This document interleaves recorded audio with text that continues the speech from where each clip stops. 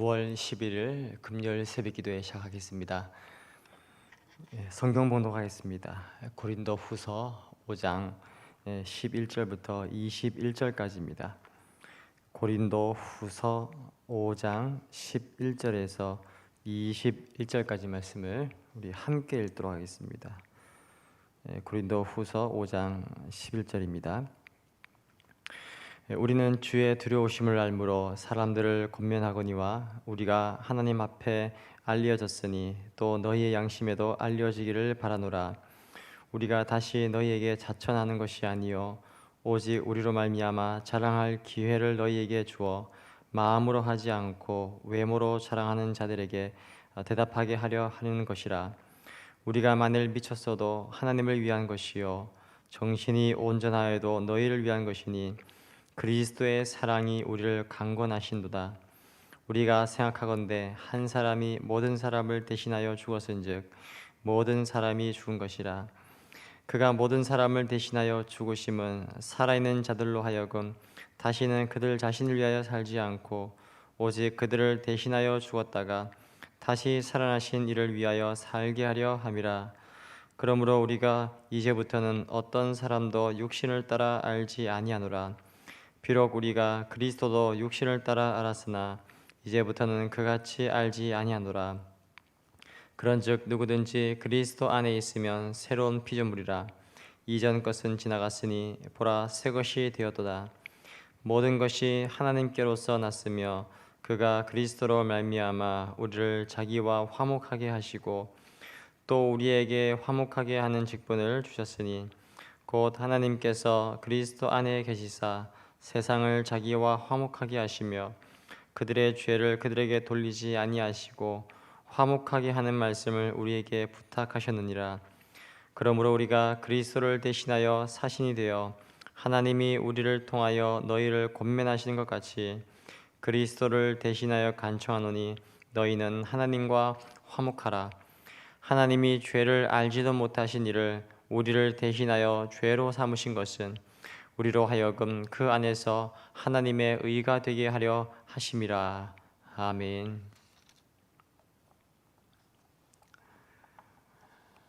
오늘 본문의 말씀의 내용은 하나님께서 그리스도 안에서 우리를 새롭게 만드셨고 그리스도께서 화목제물이 되셔서 우리를 하나님과 화목하게 하시고 또한 그 화목을 이제는 전하게 하는 직분을 주셨다라고 가르치고 있습니다.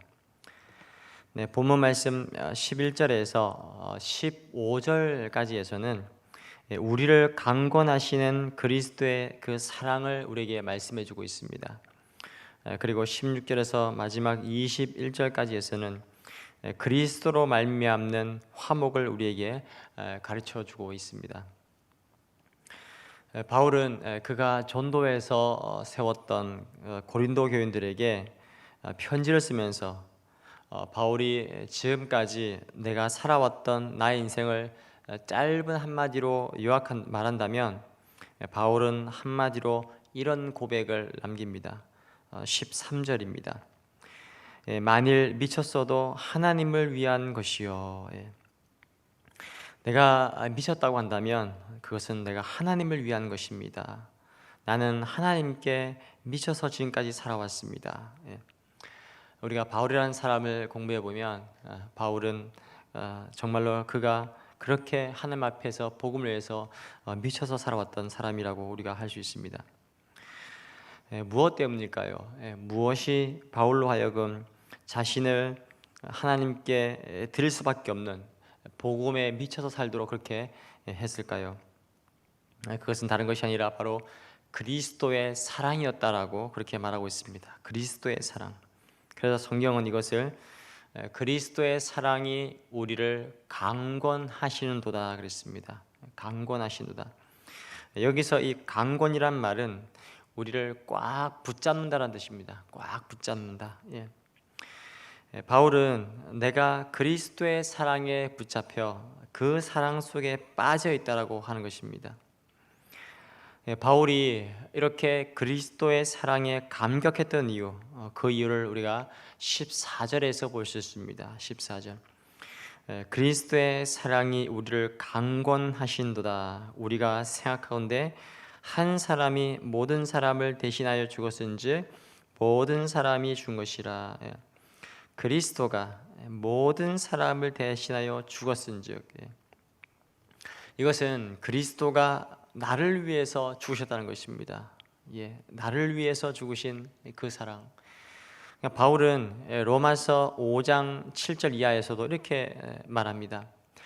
이 세상에서는 의인을 위해서 죽는 일이 쉽지 않고 또 선인을 위해서 죽는 일도 쉬운 일이 아닌데, 그런데 죄인이 나를 위해서 그분은 죽으셨다.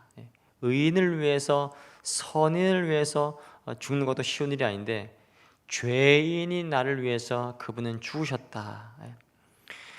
이어서 로마서 5장 8절에서 그는 유명한 고백을 우리에게 남겨주고 있습니다. 우리가 아직 죄인 되었을 때에 그리스도께서 우리를 위하여 죽으심으로 우리에 대한 그분의 사랑을 확증해 주셨다라고 고백을 합니다.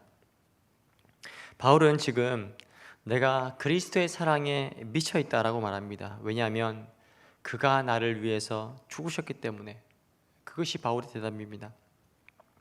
바울이 그리스도의 사랑에 빠져 살았던 이유, 또 하나는 그리스도가 나의 삶의 이유가 되셨기 때문이다, 이렇게 고백을 합니다.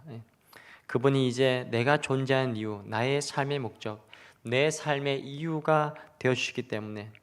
그것이 15절에 나타나 있습니다. 15절입니다. 그가 모든 사람을 대신하여 죽으심은 살아있는 자들로 하여금 다시는 그들 자신을 위하여 살지 않고 오직 그들을 대신하여 죽었다가 다시 살아나신 이를 위하여 살게 하려 함이라. 아멘. 바울 사도는 그리스도는 우리를 위해 죽으셨을 뿐만 아니라 또 우리를 위해 다시 사셨다라고 증언합니다. 또 그가 다시 사신 이유는 우리로 하여금 이제는 우리가 우리 자신을 위해서 사는 것이 아니라 우리를 위해서 다시 사신 그분을 위해서 살게 하도록 하기 위해서다라고 말합니다. 나를 위해서 죽으시고 또 나를 위해서 다시 사신 그리스도, 이제는 바로 그분이 우리의 삶의 존재의 이유요, 존재의 목적이요, 내가 살아가는 이유가 될 수 있어야 한다는 말입니다. 바울은 그러나 자신이 그리스도의 사랑에 미쳐 있었을 뿐만 아니라 그리스도의 사랑을 전하는 일에 우리가 또한 미쳐야 한다라고 말합니다. 자, 우리가 그리스도의 사랑을, 그 사랑 자체를 경험하는 것, 그것은 아주 영광스러운 일이지만 더 나아가서 바울은 우리가 그리스도의 사랑을 전하는 일에 또한 우리가 미칠 수가 있어야 한다라고 말합니다. 그렇습니다. 바울은 정말로 그리스도의 사랑을 증거하는 일에 미쳐 있었습니다. 우리 모든 그리스도인들이 정말로 그리스도를 알고 또 그리스도의 사랑을 경험한 사람들이라면 그리스도의 사랑을 전하는 일에 우리가 미칠 수 있다고 우리는 믿습니다. 그 이유가 무엇 때문일까요? 여기에도 두 가지 이유가 있습니다. 저희가 주님의 사랑을 전하는 일에 미쳐 있을 수 있는 이유, 첫째 이유는 오직 그리스도의 사랑만이 인간을 변화시킬 수 있기 때문입니다. 그리스도의 사랑만이 인간을 변화시킬 수 있습니다. 바울은 오늘 본문에서 굿뉴스를 전합니다. 굿뉴스.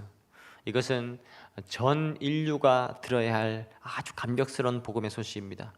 우리가 잘 아는 말씀입니다. 17절입니다. 그런즉 누구든지 그리스도 안에 있으면 새로운 피조물이라. 이전 것은 지나갔으니 보라 새 것이 되었도다. 아멘. 이 메시지가 전하는 좋은 소식은 그것은 누구든지 새롭게 될 수가 있다는 것입니다. 누구든지 새롭게 될 수 있다. 누구든지 그리스도 안에만 있기만 하면 새로운 피조물이라, 새로운 창조물이라, 새롭게 지음을 받는다. 이전 것은 지나갔으니 보라 새 것이 되었도다. 정말 복음을 깨닫고 예수님의 사랑을 체험한 사람들, 그 사람들은 갑자기 변합니다. 호련히 변합니다. 생각이 바뀌고 마음이 새로워지고 그리고 가치관이 변하고 삶이 변하는 것입니다. 바울이 그리스도의 사랑을 전하는 일에 이렇게 미쳐 있었던 이유, 또 하나의 이유는 그리스도의 사랑만이 또한 인간을 하나님과 화목시키기 때문입니다. 그리스도의 사랑만이 인간을 하나님과 화목시킬 수 있습니다. 성경에 의하면 인류의 가장 중요한 숙제, 인류 최대의 과제는 창조주 하나님과 바른 관계를 맺는 것이라고 성경 가르칩니다. 그것이 인간의 근본적인 문제입니다. 하나님과 바른 관계를 맺는 것. 인간이 범죄한 이후에 사람은 하나님을 등지고 하나님을 반역하고 하나님을 불순종하고 살게 되었습니다. 그래서 인간의 모든 비극은 사실상 하나님을 등진 데서부터 비롯된 것입니다. 하나님이 어느 날 그분의 사랑하는 외아들 독생자이신 예수 그리스도를 이 땅에 보내신 이유, 그 이유가 어디 있을까요? 무엇 때문에 그렇게 할 필요가 있었을까요? 유명한 설교가인 유명한 설교가가 그리스도를 이 땅에 보내신 하나님의 이유를 이렇게 설명했습니다.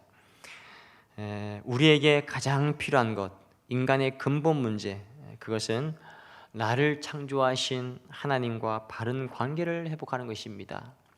이 관계의 문제가 하나님과의 관계가 가장 중요한 문제이기 때문에 하나님은 하나님과 우리 사이의 이 관계를 중보하시는 중보자로, 그리고 화목자로 구세주이신 예수 그리스도를 보낸 것이다 라고 말했습니다. 바울 사도는 전도의 책임을 본문에서 그래서 화목하게 하는 직책이다 이렇게 말합니다. 화목하게 하는 직책. 복음을 깨닫는 순간 우리는 하나님과 화목하게 됩니다. 더 이상 하나님을 등질 필요가 없습니다. 그 하나님을 우리가 사랑하면서 그 하나님과의 관계 속에서 새로운 인생을 살기 시작합니다. 그래서 이 복음의 말씀을 바울 사도는 또한 화목하게 하는 말씀이다 이렇게 말합니다. 화목하게 하는 말씀. 그리고 우리가 해야 할 그 역할을 가리켜서 화목하게 하는 직분이다. 화목하게 하는 직분, 직책이다 이렇게 말합니다. 그것이 18절에서 우리에게 가르쳐주고 있습니다. 20절에 의하면 그래서 전도의 메시지는 이것입니다. 여러분, 하나님과 화목하십시오. 다른 말로 말하면 하나님과 바른 관계를 맺으십시오 라고 증언한 것입니다. 우리의 그 복음 전도의 영향력이 커질수록 이 세상은 하나님과 화목하게 됩니다. 하나님과 화목한 세상. 우리 가정의 모든 사람들이 정말 하나님과 화목할 때에 우리 가정에 하나님의 사랑과 축복이 있습니다. 그때 바로 비로소 화목한 공동체, 화목한 가정, 세상은 화목한 세상이 되어갈 줄로 믿습니다. 그런 의미에서 복음은 개인을 변화시킬 뿐만 아니라 세상을 병역시키는 유일한 해답인 것입니다. 그래서 바울은 이 복음을 전하는 일에 미쳐 있었던 것입니다. 또 이것이 또한 우리가 미쳐서 살아가야 할, 하나님의 사랑에 미쳐서 살아가야 할 또 하나의 중요한 이유인 것입니다. 사랑하는 성도 여러분, 오늘 우리의 삶에도 이런 하나님의 사랑이, 그리스도의 사랑이 강권적으로 우리 가운데 역사하시기를 축복합니다. 저희를 하나님과 화목하게 하신 주님, 이제는 그리스도를 대신해서 우리의 가정을, 우리의 이웃을, 그리고 세상을 하나님과 화목하게 하는 생애로 우리 한 분 한 분 모두를 그렇게 사용해 주시기를 주님의 이름으로 축복합니다. 아멘. 이 시간 주신 말씀을 위해서 그리고 여러 가지 기도 제목을 가지고 함께 기도하도록 하겠습니다. 오늘 이 새벽에 주신 말씀을 붙들고 먼저 기도하겠습니다. 우리를 그리스도 안에서 새로운 피조물로 변화시켜 주신 주님, 그렇습니다. 이제는 우리가 하나님의 사랑을 우리가 경험한 사람으로서, 하나님의 사랑을 받은 사람으로서 주님의 그 사랑으로 날마다 우리를 강건하여 그 사랑 속에 살아가도록 우리를 도와주시고, 또 화목하게 하는 복음을 전하는 사신으로 그렇게 살 수 있도록 우리 생애를 하나님 축복해 주시옵소서. 오늘 금요 기도는 가정 기도회로 가정에서 드립니다. 교회에서 보내드리는 안내지를 따라서 각 가정에서 금요 가정 기도회로 하나님 앞에 나갈 수 있게 되시기를 바랍니다. 교회 여러 환우들에서 기도해 주시기 바랍니다. 김만일 집사님 퇴원하셔서 집에서 또 회복 중이십니다. 좋은 회복을 위해서 기도해 주시고, 김영식 성도님 이제 대장암 수술을 받을 예정입니다. 치료의 모든 과정에 주님의 도우심과 역사를 위해서 기도해 주시고, 그리고 우리의 각 목장에서 정말 기도가 필요한, 중보기도가 필요한 분들을 하늘을 위해서 기도해 주시기 바랍니다. 또 요양병원에 있는 성도들을 위해서도 기억하시면서 기도해 주시면 감사하겠습니다. 또 우리의 신흥교회가 이 코로나로 인한 어려움 이 시대를 잘 극복해 나갈 수 있도록 하나님 지혜를 주시고, 성령께서 우리 교회를 도우시고, 특별히 담임 목사님을 붙들어 주셔서 목회 사역 잘 감당해 가시도록 기도해 주십시오. 여러 가지 기도 제목을 가지고 함께 기도하시고 개인 기도하시도록 하겠습니다. 기도하겠습니다.